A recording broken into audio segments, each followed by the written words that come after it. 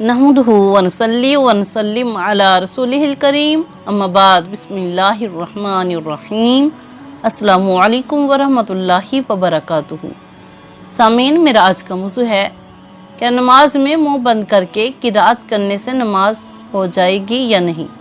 क्या फरमाते हैं इस बारे में उलमाए दीन व मुफ्तियान शरमतीन इस बारे में कि नमाज में मुंह बंद करके सिर्फ दिल ही में किरात करने से नमाज हो जाएगी या नहीं। इसका जवाब ये एक निहायत ही अहम मसला है। लोगों की बहुत बड़ी तादाद इससे गाफिल है। हुक्म शरई वाज़ेह है कि किरात नमाज का फर्ज है और इस फर्ज किरात के लिए जुबान से हरूफ की सही अदायगी के साथ साथ इतनी आवाज का होना जरूरी है कि किसी माने यानी कि शोरगुल वगैरह के बगैर पढ़ने वाला खुद वो आवाज सुन सके। इससे कम आवाज से या दिल में सोच विचार करने को किरात नहीं कहा जाएगा।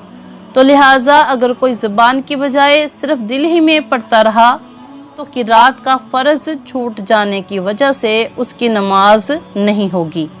इसी तरह अगर जुबान से तो पढ़ा मगर इतनी कम आवाज से कि शोरगुल के बगैर भी उसकी अपनी आवाज अपने कानों तक सुनाई न दी तो ऐसे मजहब में उसकी भी नमाज नहीं होगी।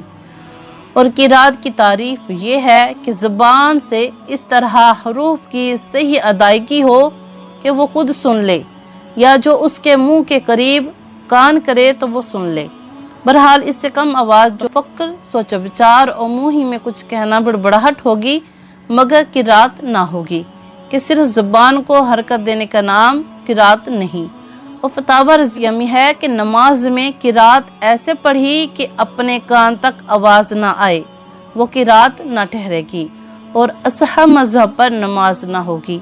बहुत लोग इस मसले से नावाकिफ हैं, तो लिहाजा जब भी नमाज अदा करे तो इतनी आवाज में जरूर किरात करे कि पढ़ने वाला खुद अपनी आवाज सुन सके। और क्योंकि किरात जो है नमाज का फर्ज है और फर्ज छूट जाने से नमाज नहीं होती। अल्लाह ताला से दुआ है कि अल्लाह ताला हम सबको सही अदायगी के साथ 5 वक्त की नमाज पढ़ने वाला बनाए और हमारी नमाजों को अपनी बारगाह में शरीफ कबूलियत अता फरमाए। आमीन समामीन। दुआओं में याद रखिएगा। जज़ाकल्लाह।